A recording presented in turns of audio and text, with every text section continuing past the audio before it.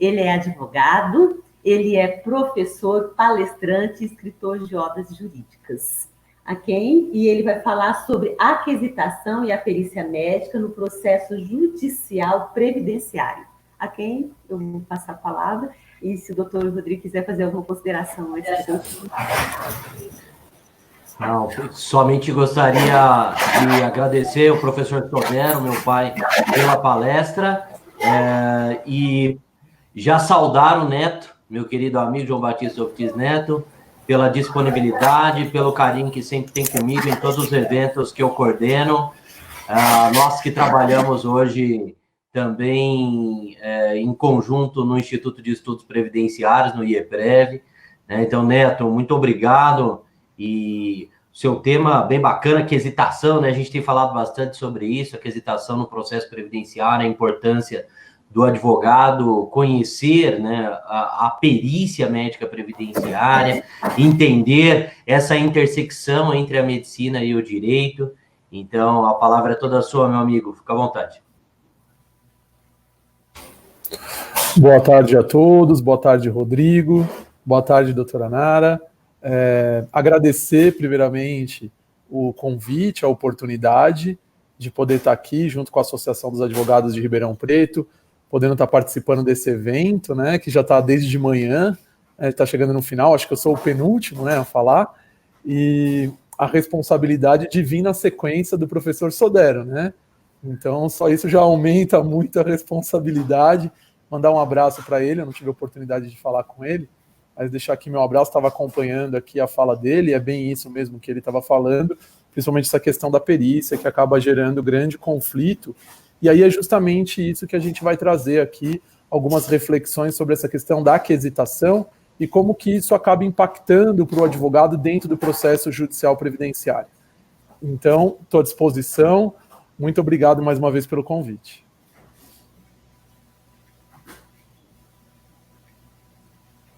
Fique à vontade, Neto. A palavra é sua, meu querido. Bom, então vamos lá, pessoal. O que a gente tem que trazer de discussão e qual é a importância dessa questão da aquisitação, né? A gente sabe que a prova pericial, ela é uma prova pericial médica para o advogado, ela acaba gerando uma grande dificuldade dentro do processo, porque ela foge à área de conhecimento do advogado. Então, o advogado ele está acostumado com a questão processual, com a questão do direito, e aí ele esbarra numa área onde ele não tem uma formação, que é a questão da perícia médica. O que é a perícia médica? Acho que é fundamental a gente começar, antes de falar de aquisitação, entender esse contexto do que é a perícia médica e qual é a importância do advogado entender o que ele pretende com aquela prova, né? Então, a perícia médica, ela nada mais é do que você recorrer a uma prova técnica, recorrer a um profissional que é especializado numa área, no caso, a medicina, para que ele auxilie aos operadores do direito e ao magistrado entender o que está acontecendo naquele caso concreto. A gente só tem perícia médica porque tem um fato controvertido que é de natureza médica, né? Então, o nascimento da perícia médica, ele vem disso. Eu tenho num processo, quando eu estou dentro do direito previdenciário, uma questão médica, geralmente a incapacidade laborativa, e algumas vezes a questão da relação da doença com o trabalho, ou seja, a questão do nexo causal. E como esse é um ponto que está sendo discutido no processo e depende de um conhecimento técnico específico, o magistrado ele recorre a esse especialista, que no caso é o perito médico. O que ele vai fazer? Ele vai determinar a realização de uma prova. Quando eu passo a entender qual é a natureza da perícia médica, as coisas ficam um pouco mais fáceis, até para que você entenda a questão da aquisitação, que a gente vai chegar num segundo momento. Então, o que é importante? Primeiro, entender que eu estou utilizando a perícia médica como um meio de prova, tá? Então, é um meio de prova, eu estou buscando provar alguma coisa. Eu entrei com uma ação, geralmente questionando o ato administrativo, então a Previdência Social concedeu alta para o meu cliente, deu alta previdenciária, falou que ele não está incapaz para o trabalho, ou disse que aquela doença não tem relação com o trabalho, e aí é determinado você entrou com a ação, o magistrado, diante daquele ponto controvertido, ele vai ver e vai falar, opa, isso aqui foge ao conhecimento da minha área de atuação, porque a diferença do magistrado e do advogado é um concurso público, né? A gente sabe disso. A formação do juiz é a mesma formação do advogado, é uma faculdade de direito. E aí o juiz, se deparando com aquele caso, ele fala, aqui eu preciso que alguém me ajude a entender o que está acontecendo, porque eu tenho uma parte no processo alegando que a pessoa está capaz para o trabalho e a outra parte dizendo que a pessoa não está capaz para o trabalho. Então eu vou precisar fazer uma avaliação sobre essa questão, sobre esse ponto controvertido. Então isso é muito importante da gente entender a natureza dessa prova como um meio de prova e que a perícia recai sobre fatos. A perícia médica, ela nunca recai sobre direitos. O perito, ele nunca pode falar sobre direito. Perito não dá direito. Eu sei que muita gente que atua no direito previdenciário deve estar ouvindo eu falar isso e fala assim, bom, mas não é bem assim, né? Porque muitas vezes o juiz pega lá, copia a conclusão do laudo, coloca na sentença e acabou. Na prática, a gente acaba observando muitas sentenças que acabam sendo, vamos dizer assim, cópias do laudo pericial. Mas não é isso que deveria acontecer e a gente não pode concordar com isso, tá? Por quê? Porque a prova pericial é um dos meios de prova. Quem dá o direito é o magistrado. A prova pericial, ela recai sobre fatos. Eu tenho um fato, que é a incapacidade laborativa, a discussão da incapacidade laborativa, aonde o médico vai jogar à luz da medicina um esclarecimento sobre aquilo. Então ele vai falar, olha, do ponto de vista da medicina, do ponto de vista da ciência médica, é assim, assim, assado, essa doença acarreta nesse comprometimento, ou não acarreta em comprometimento, eu avaliando aquele meio ambiente de trabalho, as funções que o indivíduo exerce, tem essa repercussão e assim por diante, tá? Isso é muito importante, porque a gente tem que lembrar que existem outros meios de prova, tá? Apesar da gente estar falando aqui de quesitação especificamente, mas eu sempre gosto de fazer essa introdução, porque eu vejo muito advogado que ele deposita todas as fichas do processo na questão da perícia médica. E a gente não pode fazer assim. Por que eu não posso fazer assim? Porque se a perícia médica, se a conclusão do laudo pericial for desfavorável à minha pretensão, se o laudo pericial for contrário ao meu interesse no processo, se você não produzir outros meios de prova, sobra muito pouco para você fazer. Porque se você não tiver uma prova documental, os documentos médicos, que seja até às vezes uma prova testemunhal, os outros meios de prova que são admitidos no direito, você vai ter dificuldade em conseguir desconstruir ou que o magistrado sentencie de forma diferente da conclusão do perito. Então, se a gente fala assim que muitas vezes o juiz vai lá e sentencia só com base no laudo pericial, que é o que a gente observa muitas vezes na prática, se você não produzir os outros meios de prova, isso é quase que uma certeza. Tanto é que muitos magistrados, quando utilizam a prova pericial para fundamentar a sentença, ele fala, a parte não produziu outras provas capazes de desconstruir, de ir contra a conclusão do perito judicial. Então, é muito importante, eu sei que parece que eu estou desvalorizando a prova pericial, não é isso. Eu só estou dando o devido valor. A gente tem que entender isso. A prova pericial, ela tem um valor? Claro que ela tem, porque teoricamente ela tem que ser feita de forma técnico-científica, com critérios científicos, tá? Se ela for feita dessa forma, ela tem um valor, ela é importante. Mas eu tenho os outros meios de prova. O nosso sistema processual, o Código de Processo Civil, ele não cria hierarquia entre as provas e muito menos nós adotamos um sistema de tarifação das provas. Então não tem prova que vale mais, prova que vale menos. Todas as provas têm o mesmo valor. E é isso que a gente tem que discutir dentro dos processos. Tá? Eu estou dizendo aqui, não estou dizendo que é fácil e que sempre, porque o magistrado vai só pela prova pericial, tudo bem. Só que se você não fizer os outros meios de prova, pouco sobra para você estar atuando ali naquele processo e para você estar desconstruindo aquela conclusão que pode não ter sido favorável à sua pretensão. Porque nós temos que lembrar que o magistrado, tem até um termo latino que a gente usa, ele é o peritum peritorum. É ele o perito dos peritos, é ele que vai avaliar aquela prova pericial, né? Então, a gente tem que entender tudo isso até para fazer a quesitação, quando eu vou entrar especificamente na questão da quesitação. Porque muitas vezes eu vejo o advogado falar assim, eu tenho que convencer o perito da incapacidade. Não. Quem nós temos que convencer da incapacidade é o magistrado. Num primeiro momento, eu vou tentar demonstrar essa incapacidade para o perito. Mas quem tem que ser convencido da existência da incapacidade elaborativa é o juiz, é o magistrado e não o perito. Eu posso ter uma conclusão do laudo que não me é favorável e, de repente, numa resposta a um quesito, eu consigo trazer uma argumentação que eu convença o juiz da incapacidade elaborativa. Então, essas são questões importantes que a gente precisa estar discutindo, até para que vocês entendam como que eu vou fazer essa quesitação.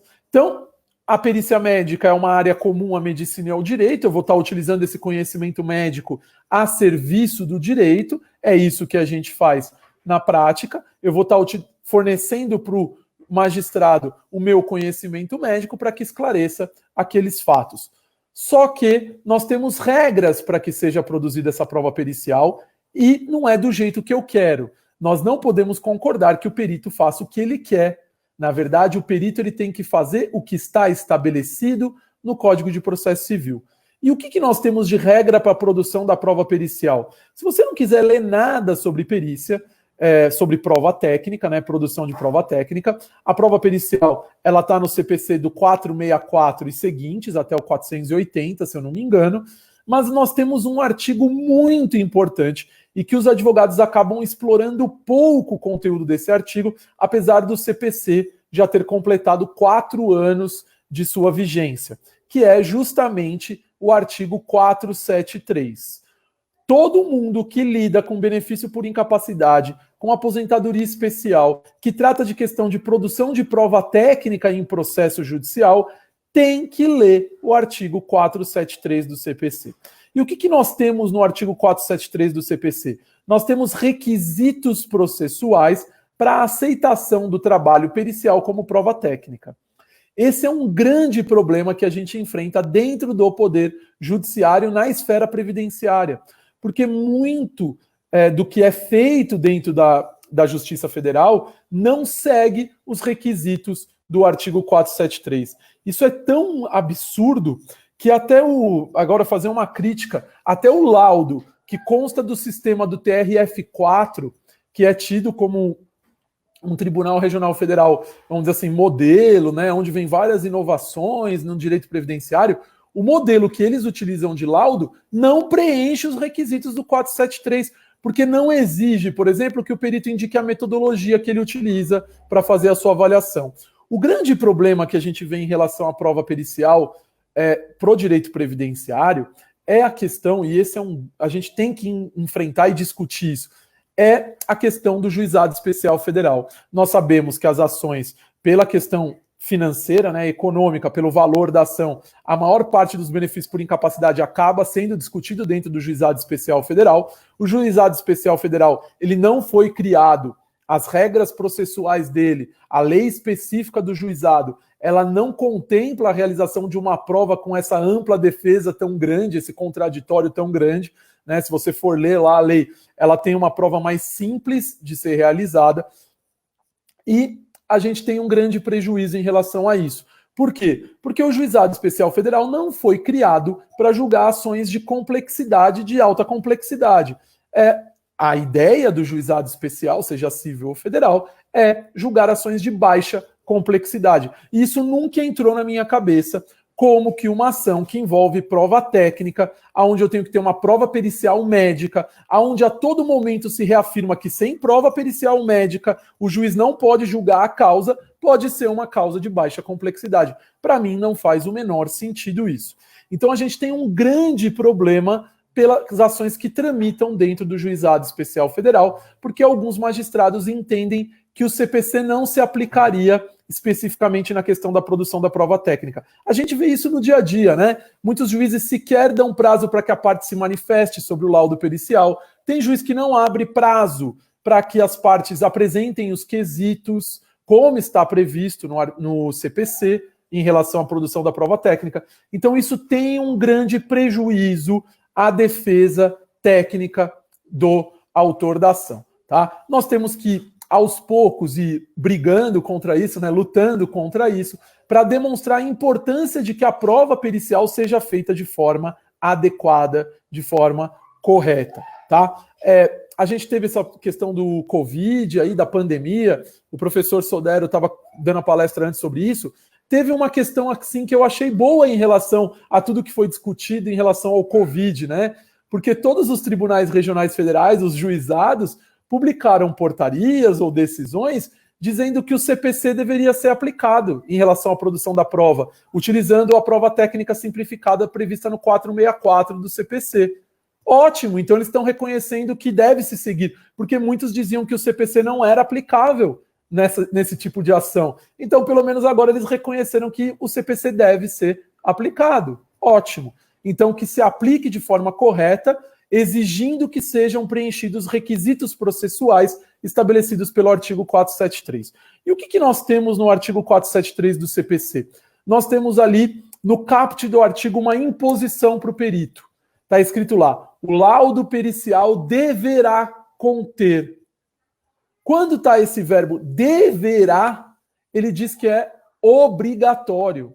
Não é uma opção, não é uma faculdade, não, é obrigatório. E qual é o conteúdo obrigatório desse laudo pericial? Aí nós temos 4 incisos. O objeto da perícia, a análise técnica ou científica realizada pelo perito, o método que ele utilizou, que tem que ser aceito pelos especialistas na área do conhecimento, e o inciso 4º, resposta conclusiva a todos os quesitos formulados pelas partes, pelo juiz, pelo Ministério Público e etc. Aqui a gente esbarra na primeira questão da quesitação. Eu vou discutir um pouco mais à frente, especificamente esse ponto, porque os advogados reclamam que os peritos não acabam por não responder os quesitos que são feitos. De qualquer forma, nós temos então requisitos processuais, pressupostos processuais necessários para que esse laudo pericial seja admitido como prova técnica.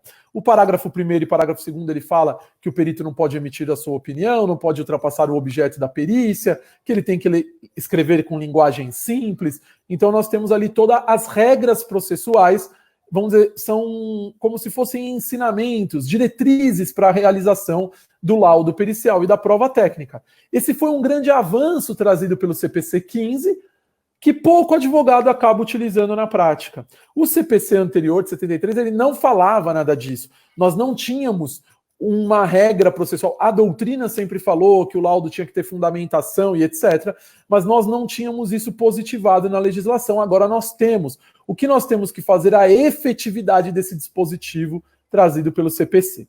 Tá? Então, nós temos, vamos dizer assim, ferramentas importantes para serem utilizadas e que nós temos que entender como exigir isso. Por quê? O advogado, eu sempre falo isso, a gente tem que ressaltar que um advogado qualificado tecnicamente, que sabe essas questões técnicas, que sabe exigir essas questões técnicas, ele acaba por melhorar a qualidade da perícia. Porque aí o perito, tendo essas exigências, ele vai ter que se qualificar ou ele não vai conseguir atuar, tá?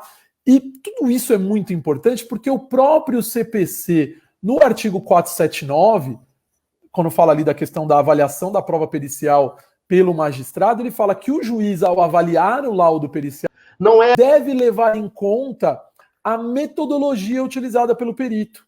Então, o magistrado, quando ele afasta a conclusão ou ele acata a conclusão do laudo, ele tem que considerar e avaliar a metodologia que o perito utilizou. Portanto, se não há metodologia, não há como isso tudo ser avaliado, tá bom? Então, essa questão é muito importante, a gente partir desses pressupostos. Então, essa questão do CPC, eu queria ressaltar tudo isso para vocês. Antes de eu entrar especificamente na quesitação, eu queria só lembrar a vocês, eu acho que a gente nunca tem que esquecer o conceito de incapacidade laborativa. Com a emenda constitucional e agora com o decreto 10.410, nós tivemos inclusive a alteração dos nomes dos benefícios, e isso tem que ser trazido, porque essa era uma briga, a gente falava muito isso, porque nunca foi auxílio doença, né? Na verdade, o que nós tínhamos era um auxílio incapacidade, e agora chamado de auxílio incapacidade temporária ou aposentadoria por incapacidade permanente. Eu ainda acho que esse nome permanente está errado, no meu conceito técnico, deveria ser aposentadoria por incapacidade indefinida, porque nada, para mim, isso aí, eu lendo o dicionário, uma coisa que é permanente é para sempre. E não é assim, né? Aposentadoria por incapacidade permanente enquanto dure a incapacidade. Então, não é permanente. Tanto que a própria legislação permite ao INSS rever a incapacidade. Então, é um permanente enquanto dure. É meio esquisito isso. Mas nós tivemos essa alteração, inclusive o texto constitucional, a proteção deixou de estar no texto a proteção à doença e passou a ser a proteção à incapacidade. Porque é isso que é protegido. Então, é importantíssimo para o advogado que fazer quesitação, que vai produzir uma prova pericial num benefício por incapacidade, onde ele está discutindo o benefício por incapacidade, ele entender qual é o conceito de incapacidade laborativa. Então, eu recomendo a todos vocês que baixem na internet a resolução, o manual de perícia previdenciária, que está estabelecido pela resolução INSS 637 de 2018. Então, na resolução 637 de 2018, você tem um manual de perícia médica. Esse manual ele traz o conceito utilizado pelo INSS, que é o conceito que eu entendo que também tem que ser utilizado na esfera judicial.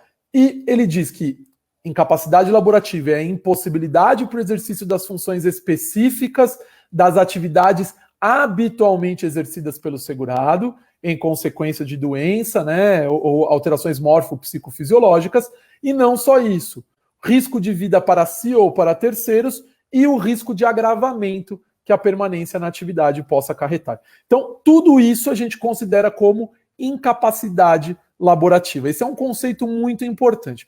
Uma outra coisa que hoje o advogado tem que ter de conceito, que é muito importante, ele nunca pode tirar de vista, é a questão da doença ser ou não relacionada ao trabalho, a questão do benefício devido ser de natureza acidentária, principalmente com as alterações, a gente tem falado bastante isso, com as alterações trazidas pela emenda constitucional, que a gente tem uma alteração, inclusive, no cálculo dos benefícios. Então, se o benefício for de natureza acidentária, ele é muito mais benéfico para o segurado quando comparado a um benefício comum, um benefício por uma doença que não seja relacionada ao trabalho. Então, agora, mais do que nunca, o advogado ele precisa entender quais são as situações que se considera como acidente de trabalho, como doença ocupacional, para que ele verifique, no caso concreto do cliente dele, se isso é enquadrável. Se você não souber caracterizar um benefício de natureza acidentária, você pode não estar oferecendo ao seu cliente o melhor benefício que seria devido no caso dele. Então é muito importante que a gente leve tudo isso em consideração e o advogado ele tem que se qualificar cada vez mais nessa questão dos benefícios acidentários, de reconhecer quando o caso do cliente dele é de natureza acidentária. Diante de tudo isso, né, desses fundamentos, dessas premissas, a gente vai para a quesitação em si. Então, a atuação do advogado na produção dessa prova pericial, nós temos 3 tipos de quesitos, se a gente fosse dividir. Nós temos os chamados quesitos iniciais, que são previstos pelo CPC quando é feita a nomeação do perito. Quando o juiz nomeia o perito, ele teria que abrir prazo para que as partes indicassem os seus assistentes técnicos, apresentassem os seus quesitos e arguíssem impedimento ou suspeição do perito. Por essa sistemática do GEF, que é um pouquinho diferente, muitos magistrados não dão prazo para que a parte apresente os seus quesitos. Então, o ideal, e é o que a gente recomenda, e é a praxis, né, o que todo mundo faz, é que essa quesitação inicial seja apresentada junto com a petição inicial. É isso que a gente vê no dia a dia. O advogado faz a petição inicial e já apresenta os seus quesitos iniciais. Então, esse seria o primeiro tipo de quesito, tá? Os chamados quesitos iniciais. Nós temos também os quesitos chamados de quesitos suplementares. O que são quesitos suplementares? São quesitos que são realizados durante a diligência, antes da entrega do laudo pericial, porque surgiram fatos novos. Como que funcionaria? Eu apresentei meus quesitos iniciais. Vamos dizer que você ingressou com uma ação de benefício por incapacidade agora, antes da pandemia. Você fez lá os seus quesitos, o seu cliente tinha câncer no intestino, e ele está incapaz para o trabalho e etc. E aí você entrou com a ação, porque o INSS deu alta para ele, e você fez aqueles seus quesitos iniciais. Só que a gente não está tendo perícia, né? Ficou um tempão, agora está voltando aos poucos, mas ficou um tempão sem ter perícia. Com o passar do tempo, agora, no meio da pandemia, ele descobriu que ele tem uma metástase pulmonar. Quando você entrou com a ação, você não sabia que ele tinha uma metástase pulmonar. Mas surgiu um fato novo. Esse fato novo, ele pode ser objeto de quesitação através desses chamados quesitos suplementares. Então, a ideia do quesito suplementar é justamente você suplementar aquela primeira quesitação que você fez, porque surgiu um fato novo. Ah, ele fez um exame que ele não tinha feito, tem um novo diagnóstico que descobriram, investigaram melhor a doença, o que quer que seja, alguma coisa relativa ao meio ambiente de trabalho que foi descoberto, apresentou um documento, agora você conseguiu o PPP, juntou o PPP na ação, aí você quer fazer um quesito sobre o PPP, algum documento novo que surgiu. Então, a ideia da quesitação suplementar é justamente você suplementar aqueles primeiros quesitos que você apresentou. Só tome um cuidado. Por quê? Porque muitos magistrados, e a gente tem algumas decisões nesse sentido, eles entendem que se você não apresentou os quesitos iniciais, você não pode apresentar os quesitos suplementares, porque você não vai suplementar uma coisa que você não fez. A questão da quesitação, você tem uma grande questão que se iniciou a prova pericial, esse é um entendimento do STJ, né? Tem várias decisões do STJ nesse sentido. Se iniciou a prova pericial sem que você tenha feito aquela primeira quesitação, o entendimento é que houve uma preclusão do seu direito de quesitar, tá? Até o início da prova pericial. Por isso a importância de você apresentar os quesitos iniciais. Porque se você apresentou os quesitos iniciais, aí durante a diligência, que é o que está previsto no CPC, você poderia apresentar essa suplementação, esses quesitos suplementares. Então esses são os dois tipos de quesito, inicial, suplementar, e nós teríamos um terceiro tipo de quesito, que são os chamados quesitos de esclarecimento.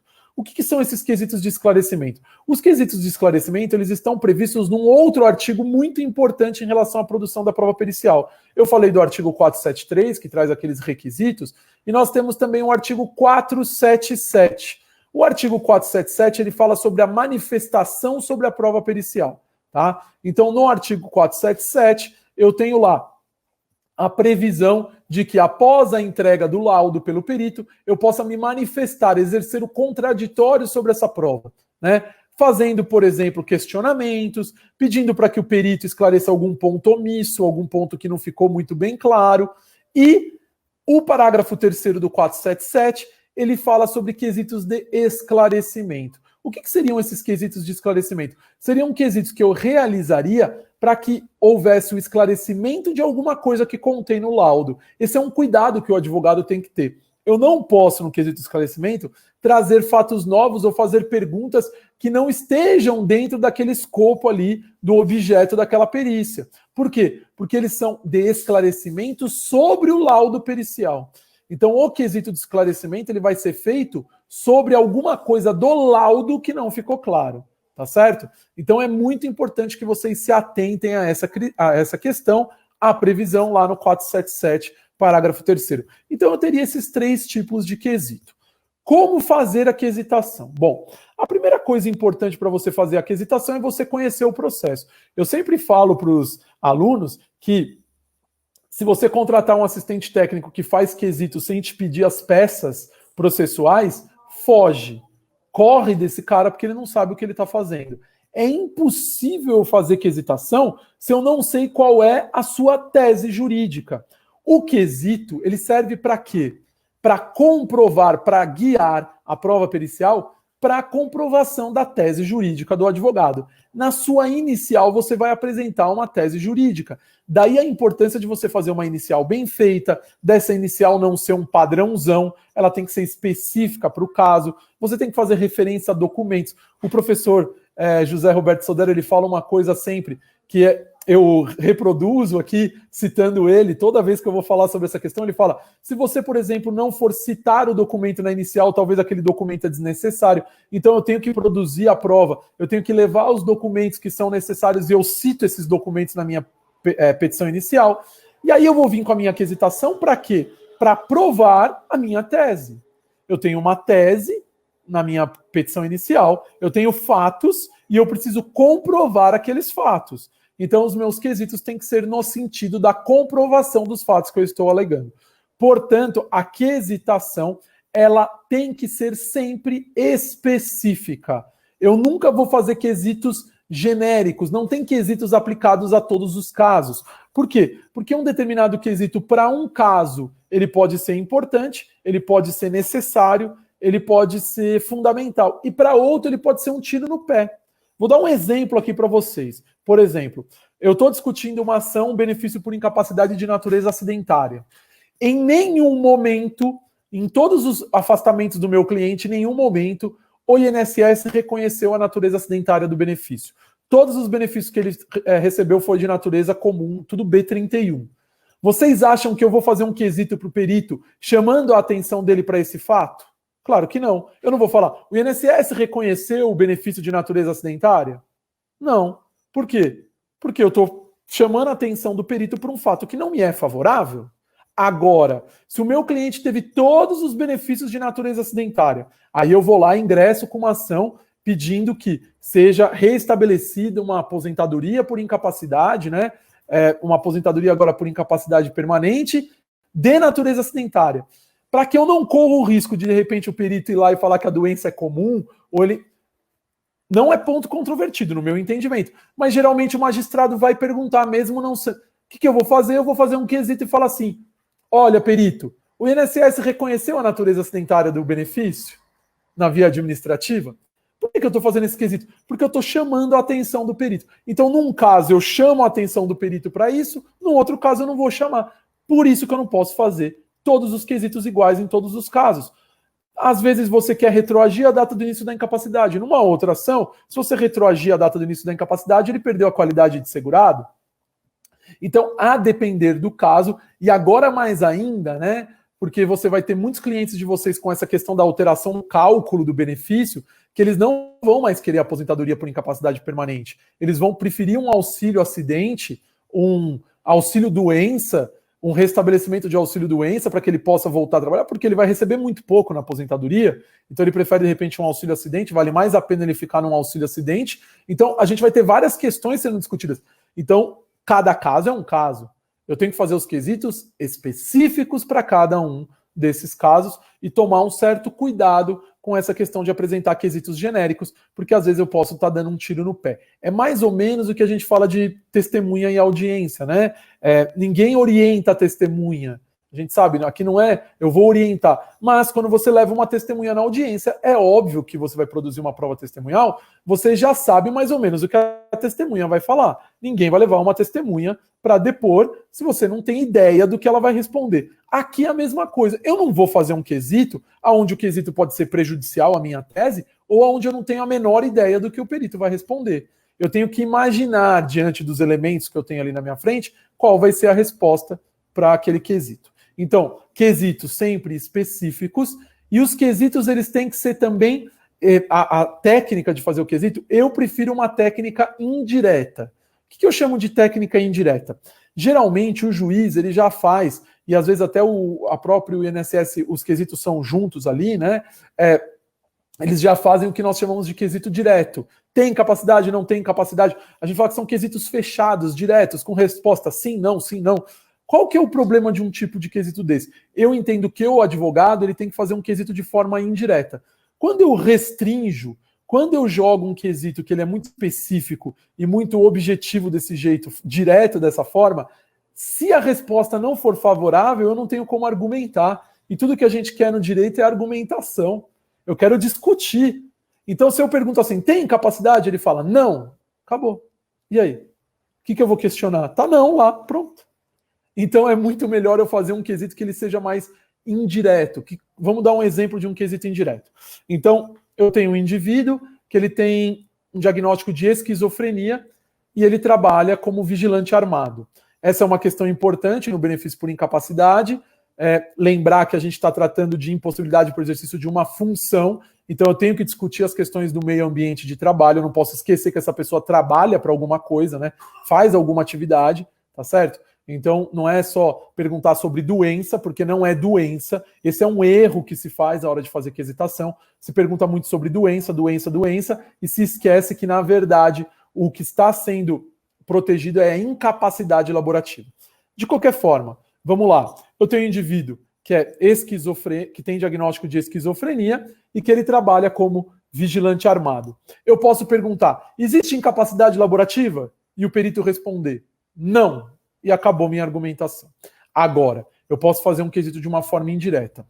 O indivíduo que tem diagnóstico de esquizofrenia, mesmo que ele tome medicação, é possível prever quando ele vai ter um surto psicótico? Existe o risco de que o indivíduo, em surto psicótico, estando armado, coloque em risco a vida dele e de terceiros? É possível que nós tenhamos uma previsão de quando o indivíduo vai ter um surto psicótico? Se o indivíduo esquecer, vamos dizer que ele está se sentindo bem, esquecer de tomar a medicação, ele pode ter um surto psicótico? Então, esse tipo de quesito, eu estou perguntando da incapacidade laborativa, que a gente falou do conceito de incapacidade, que é a impossibilidade de exercício da função e o risco de vida para si ou para terceiros, mas eu não estou perguntando, tem incapacidade? Sim, não, acabou. Eu estou fazendo um quesito mais aberto, estou perguntando de forma indireta. Não estou dizendo que é fácil fazer esses quesitos, tá? Mas a gente tem que treinar. Porque, na prática, o advogado ele acaba fazendo, às vezes, de um assistente técnico.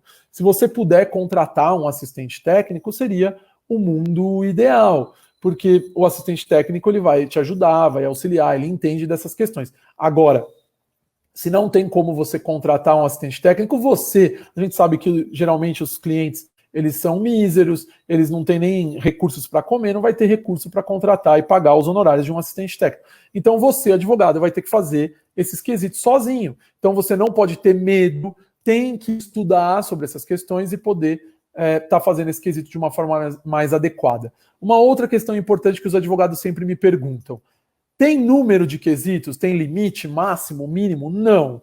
Tem uma coisa que nenhuma lei revoga, que chama bom senso. Não vai fazer 200 quesitos, 120 quesitos, 90 quesitos. Não faz sentido. Primeiro, como você já sabe previamente quais são os quesitos que o juiz faz e que o INSS faz, eu não vou fazer o mesmo quesito. Para que fazer o perito responder a mesma coisa 3 vezes? Então, o meu quesito ele vai ser sempre diferente. Como já é padrão o que eles fazem, nós já sabemos o que eles vão perguntar. Então, o meu quesito vai ser diferente. Se você não sabe o que vai perguntar, não apresente, então, quesito. Tá? Não apresenta por questões protocolares, só para apresentar. Não se ganha processo por número de quesitos. Então, se você não tem certeza, se você não faça. Tá certo? Se você for fazer, faça específico, faça da forma correta e de forma adequada, tá certo? Então você vai lá, vai fazer esses quesitos. Em média, eu vou fazer numa ação previdenciária de 10 a 15 quesitos é o suficiente. Não precisa mais que isso. Se você fizer mais que 20 quesitos, leia os seus quesitos, porque provavelmente você está sendo repetitivo. Uma outra questão importante. O que eu quero provar nos processos? Qual é o ponto controvertido? É a incapacidade. Geralmente, os peritos não negam a existência da doença, porque negar a existência da doença não tem como. O indivíduo tem documento, tem exame, ficou afastado do INSS, ninguém vai falar que ele não está doente. O que se nega é incapacidade laborativa, que naquele momento ele não está incapaz para o trabalho. Então, o que eu vou ter que fazer? Eu vou ter que fazer quesitos voltados para a comprovação da incapacidade. Eu não preciso ficar provando doença. Então, o meu quesito ele é voltado para o objeto. O que eu quero provar? Tá? Então, essa é uma questão muito importante. Para que eu não gaste quesito à toa. Eu não preciso ficar perguntando qual é a doença? Não, isso tudo já está no processo. Eu posso começar o meu quesito fazendo uma afirmação. Conforme o documento tal, o indivíduo possui a doença tal. Diante disso, pergunta-se. Eu posso fazer assim? Posso. Eu posso fazer com que o perito tenha que ler um documento, chamar a atenção do perito para um determinado fato. Então eu posso, de várias formas, questionar. A minha ideia com a quesitação é abrir a possibilidade de que, se o laudo for desfavorável, eu tenha como questionar aquela conclusão. Né? Porque quando a conclusão vem favorável, tudo é festa, você nem vai ler o quesito. Né? Eu sempre recomendo que leia. Tem que ler tudo, porque às vezes o perito conclui uma coisa e no quesito fala outra, e depois reverte na instância recursal. Tem que ler o laudo como um todo. Mas o grande X da quesitação é justamente quando o laudo é desfavorável. Aí é que você vai ter uma maior importância dessa quesitação, porque eu vou justamente buscar, através das respostas do perito, questionar aquela conclusão dele, tá? Então, essa questão da quesitação, ela é muito importante. E se o perito não responde os meus quesitos? Bom, como eu disse, lá o 473, inciso 4º, fala que o laudo pericial deverá conter resposta conclusiva a todos os quesitos. Então, quesito não respondido é igual cerceamento de defesa. Nós temos que insistir nessa tese, é cerceamento quando o perito não responde o meu quesito. Quando ele coloca vide laudo, prejudicado, reporte-se ao item tal. Então, a gente tem que exigir que os peritos respondam conclusivamente a todos os quesitos. Só que para isso, de forma adequada, tem que ter esse cuidado, tá? Não ser uma coisa protocolar, não adianta ter banco de quesitos. Vou procurar na internet. Às vezes eu recebo mensagem, né? Então, no Instagram mesmo, você me manda um quesito de hérnia de disco? Não tem como eu mandar, eu não sei qual é o seu caso, qual é o caso do seu cliente. Não existe isso, tá? A gente tem que melhorar a qualidade dessa quesitação para que a gente possa exigir mais dos peritos. Justamente por quê? Porque os quesitos eles têm que ser feitos no caso concreto, para comprovação da minha tese naquele caso. A advocacia previdenciária não dá mais para ser feita de massa, de baseada, não. É um trabalho artesanal, eu tenho que fazer um a um, individualmente, tratando os casos de forma individual. Isso aumenta muito a chance de eu ter êxito na comprovação da incapacidade laborativa, que é o tema que a gente está tratando aqui, tá? Então, essa questão é muito importante, que vocês entendam como que a gente vai estar elaborando esses quesitos, que eles têm que ser específicos. Geralmente a gente vai fazer ele de forma técnica, indiretamente, porque o próprio juiz já faz os quesitos de forma direta, para que a gente possa ter um maior êxito aí na comprovação da incapacidade laborativa, tá certo? Então, acho que basicamente seria esses os recados que eu queria deixar aqui para vocês, as reflexões sobre essa questão da quesitação e acho que, não sei se a gente tem alguma pergunta, alguma coisa para a gente poder estar esclarecendo, mas o que eu queria deixar de recado é isso. A gente sabe que tem dificuldade, os advogados têm uma certa dificuldade em relação à questão da prova pericial, não é fácil, a qualidade dos laudos muitas vezes não é a adequada e a gente tem que lutar para que isso melhore, né? É o que eu sempre brinco. Se o advogado consegue em um caso, ele tem 30, ele conseguiu em um reverter atuando dessa forma, já valeu a pena os 30 que ele fez, porque para aquela pessoa, para aquela família, para aquele segurado é 100%. Né? Então, é muito importante essa atuação de forma técnica, porque na prática a gente vê que isso aumenta muito o êxito e a eficácia da quesitação. Neto, eu agradeço pela sua palestra, brilhante como sempre, e temos aqui uma pergunta da Monique já, vamos ver o que ela diz. Vale a pena o advogado exigir acompanhamento da perícia médica?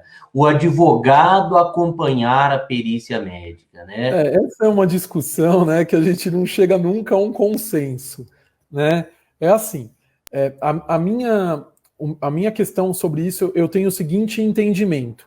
Se você quer participar, peça para que o juiz determine, autorize a sua participação, para que você não gere um conflito com o perito no momento da perícia, tá? Porque o que acontece? Se o juiz colocar no momento da nomeação do perito que vai haver o acompanhamento do advogado, caso aquele perito entenda que ele não quer, ele já vai declinar.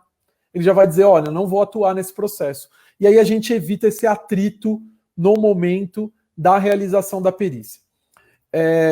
Eu sempre fui adepto, eu acho o seguinte, a presença do advogado, ela para mim não tem a ver com sigilo, tá? O que você pode ter um comprometimento em relação à perícia médica seria em relação à questão técnica mesmo, a metodologia, porque às vezes o cara pode ficar inibido e etc. Principalmente quando às vezes é um periciado homem e advogado é mulher, ou ao contrário, pode haver algum tipo de constrangimento, alguma coisa nesse sentido, tá? Mas não por sigilo, porque o sigilo é do autor, ele abriu mão do sigilo, não existe mais sigilo. Eu entendo, acho que a gente poderia resolver isso de uma forma muito simples, e é o que eu recomendo, se eu fosse, vamos dizer, hoje você tem o poder de definir como vai ser feita as perícias.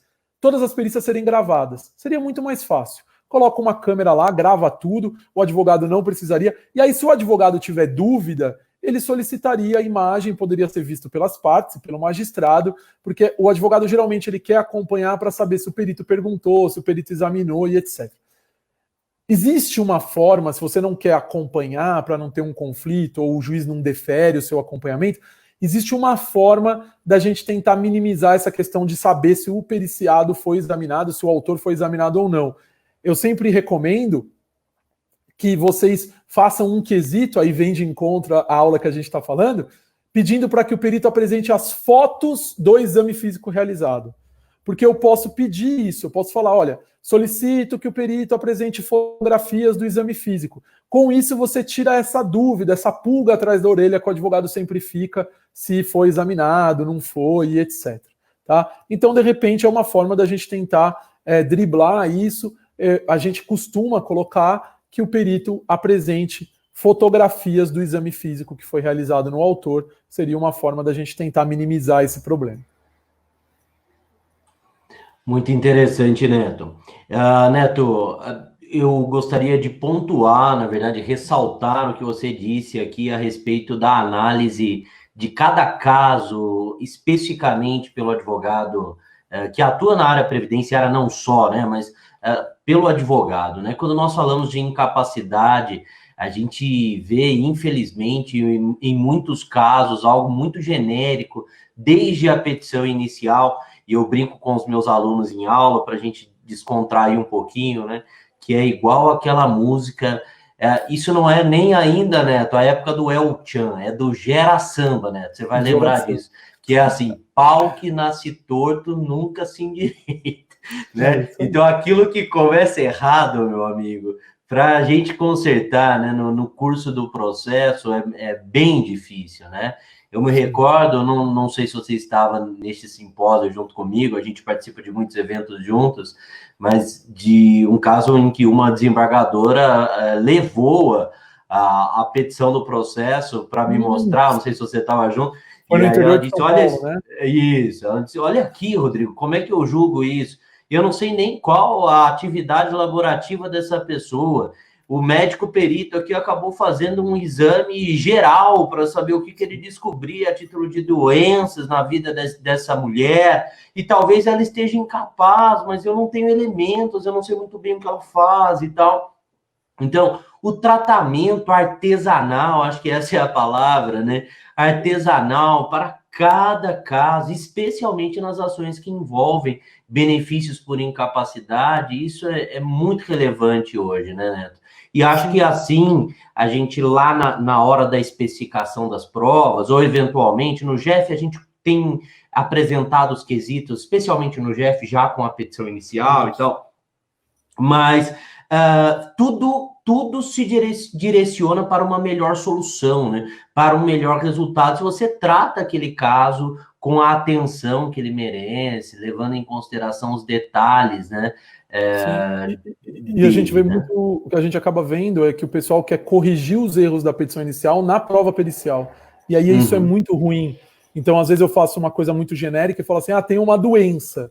Aí, quando você vai lá quesitar, aí começa a entrar no... Aí, às vezes, nem tá as perícias são feitas nas especialidades, não sabe nem qual é a especialidade médica que vai fazer, não discute nada sobre meio ambiente de trabalho, o que aquela pessoa faz. Então, isso tudo prejudica muito a comprovação da incapacidade laborativa. Que a perícia ela vai recair sobre fatos. Se você não levar esses fatos para o processo, a prova pericial ela vai ficar capenga, né? Ela vai ficar meia boca, né? Vou usar um termo até popular, é meia boca mesmo. Porque você não levou os elementos que você quer provar. Então, é bem complicado mesmo. Eu tenho aqui, né, tá adotado, obviamente, como você bem colocou na palestra, se aquele quesito vai me prejudicar, eu não vou fazê-lo. Se aquela testemunha não é uma boa testemunha, eu não vou ouvi-la, né? Então, aqui nesse sentido, a gente tem utilizado bastante aqui do PPP. A Adriane vem logo em seguida para falar sobre a aposentadoria especial no decreto 10.410. O PPP, ao passo em que, além de comprovar o tempo especial, ele também nos ajuda com relação à descrição das atividades do segurado, né? Muito, e dos riscos ocupacionais, né? Então, com o PPP, dá para você ter uma ideia, você trazer para o processo um documento onde você tem ali um demonstrativo sobre o ambiente de trabalho, porque essa pessoa exerce uma atividade.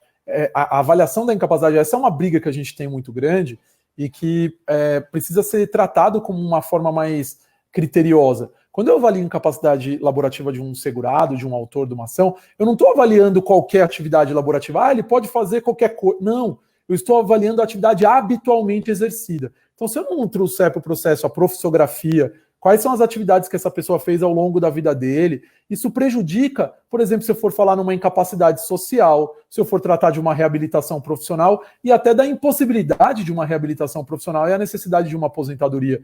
Então, se eu não trago esses elementos, fica muito difícil. E aí o PPP é um documento fundamental para que você tenha um demonstrativo do ambiente de trabalho e você possa estar trazendo à discussão no processo o que essa pessoa faz, quais são os riscos ocupacionais que essa pessoa tem, qual é, vamos dizer assim, o que tem nesse meio ambiente de trabalho que muitas vezes está impedindo que ele volte a exercer a função dele. Perfeito, Neto. Um outro ponto que eu gostei muito da sua abordagem, sempre gosto quando você fala disso, diz respeito à quesitação indireta, né? Não fazer os quesitos de forma direta. Eu fico doido com isso quando eu vejo, às vezes, algum aluno, né, que desavisado, claro, faz parte, né? Muitas vezes, errou uma vez, na próxima não vai errar. Mas quando faz essa quesitação mais direta e tem a resposta que não queria ouvir, né? E, está incapaz para o trabalho? Não, acabou, né? Acabou a discussão. Então, eu acredito que este formato da quesitação indireta, como você bem colocou, não é fácil fazer a quesitação indireta.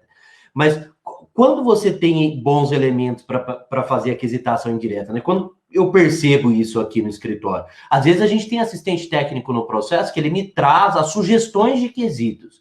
E dali as coisas fluem, né? Melhor. Mas às vezes não. Independentemente da situação, né? Mas o que a gente enxerga, eu enxergo aqui na prática, é que quanto mais eu conheço o meu processo, quanto mais eu estudo aquela doença e a atividade laborativa daquele trabalhador especificamente, melhores os meus quesitos ficam, né? Então, acho que a gente ganha facilidade na formulação dos quesitos indiretos, né, da quesitação na feitura da quesitação indireta, quando a gente estuda, né? Então, estudar é essencial, estudar aquele caso, né? Amadurecer aquele caso. Eu falo para os advogados aqui, né, estou no escritório, que a gente não pode deixar os prazos para serem cumpridos num prazo fatal, né, naquele último dia.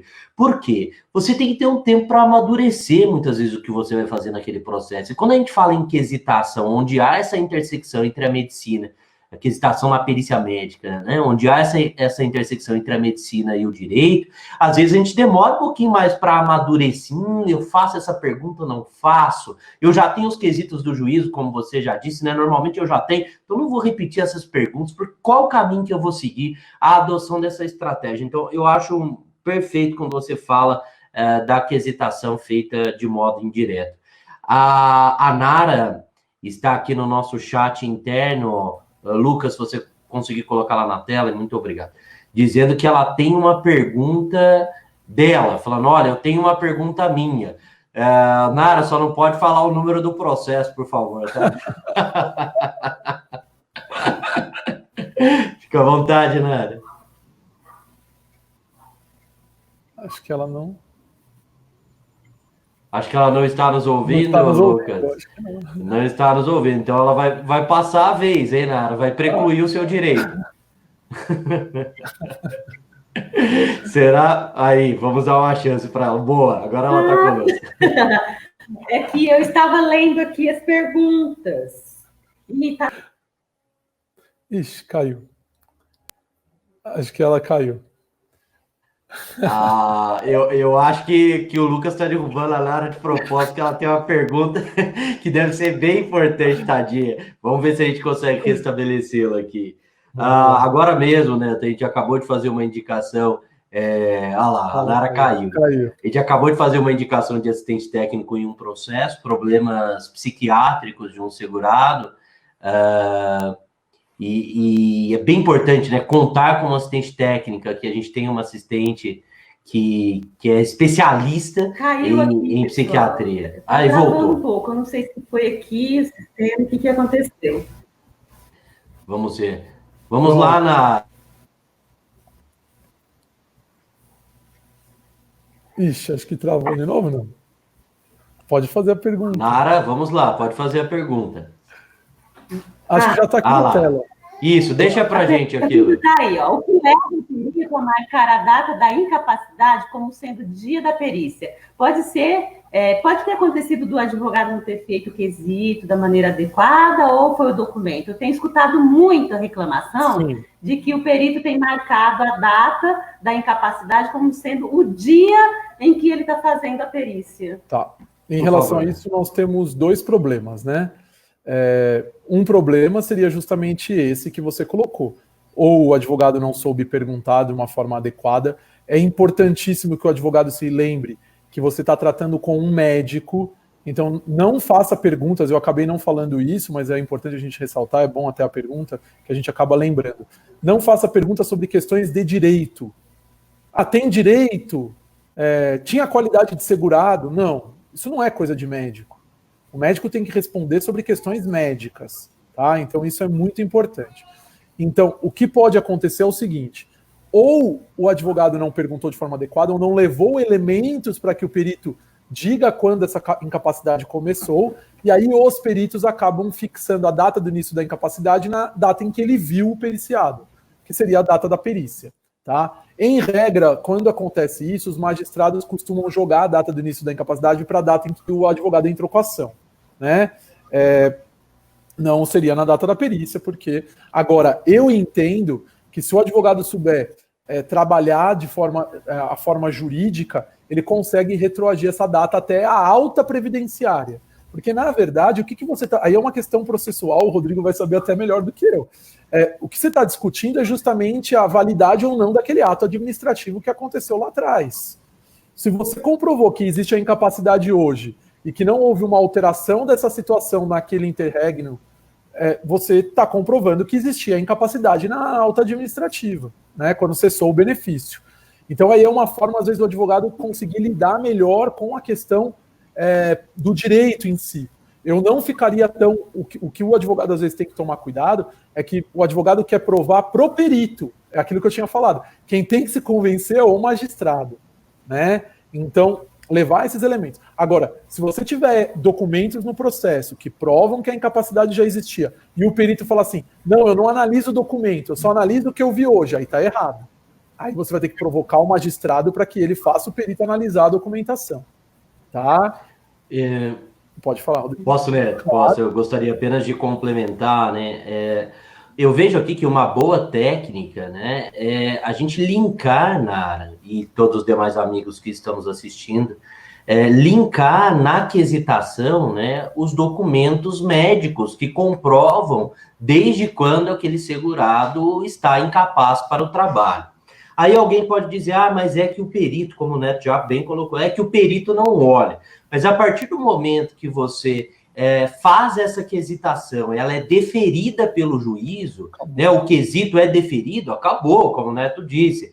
O perito ele deve responder aquele quesito. E se ele não responde aquele quesito, nós temos ali o CPC para nos apoiar a respeito dos esclarecimentos, no momento dos esclarecimentos, né? Que ele se manifeste, dizer para o juiz, olha, ele precisa se manifestar, Vossa Excelência deferiu essa quesitação, o documento comprova isso, e isso altera algo importante aqui para a gente, que é a comprovação da data de início da incapacidade. Então, a gente precisa fazer isso melhor, né? Então, esse é um ponto, além, claro, como o Neto mesmo já frisou aqui, dessa dificuldade que naturalmente a gente enxerga, né, há algum tempo na perícia nos processos judiciais e até mesmo nos processos administrativos. O perito entender quais são as consequências da sua resposta das suas respostas para o processo e tal, mas a advocacia precisa fazer a parte dela. Então, ela quesita, linka com a documentação, né, e cobra, entre aspas, no processo, que aquele quesito seja respondido, né? eu tenho que dizer para vocês aqui que hoje o STJ, Neto, inclusive é legal para você isso, porque essa é uma pergunta recorrente, né? Hoje o STJ ele tem uma posição que pouco importa qual é a data da comprovação do direito no processo.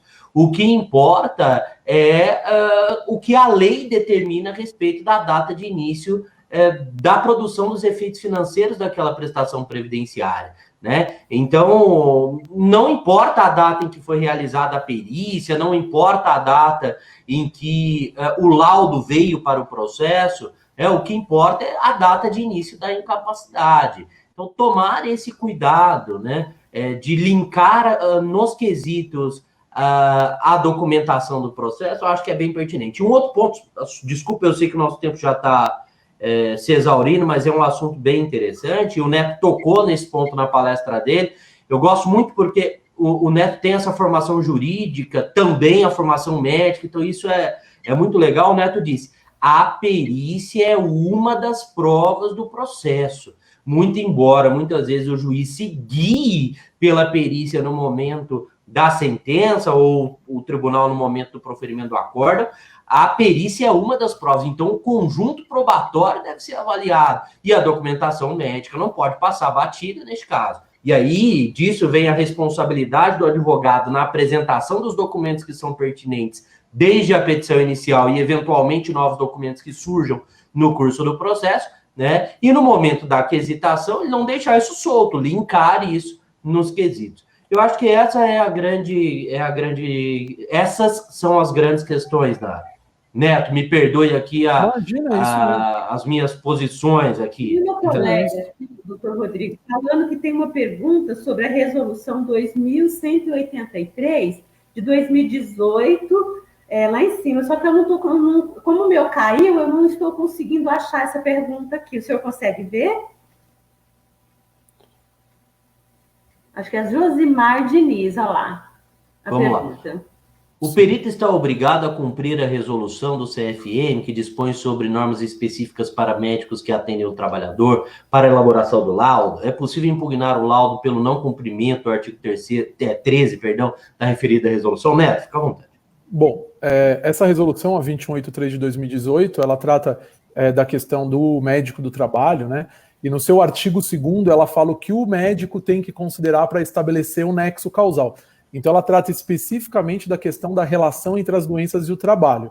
Aí, em relação a isso, o perito judicial é obrigado, sim, a seguir essa questão. Em relação ao perito do INSS, na esfera administrativa, há uma ressalva num artigo da própria resolução, dizendo que não se aplica à perícia médica federal. Eles conseguiram colocar isso lá, então a gente fica meio restrito. Mas em relação ao perito judicial, sim. E aí o artigo 2º, ele fala tudo que o médico tem que considerar, que ele tem que saber estudos sobre o local de trabalho, o ambiente, a organização do trabalho, literatura médica e etc. Então, sim, tem que sim considerar o que está estabelecido no artigo 2º da 2183 de 2018. Ô Neto, nem sempre o perito médico judicial ele conhece a resolução, né? Uhum.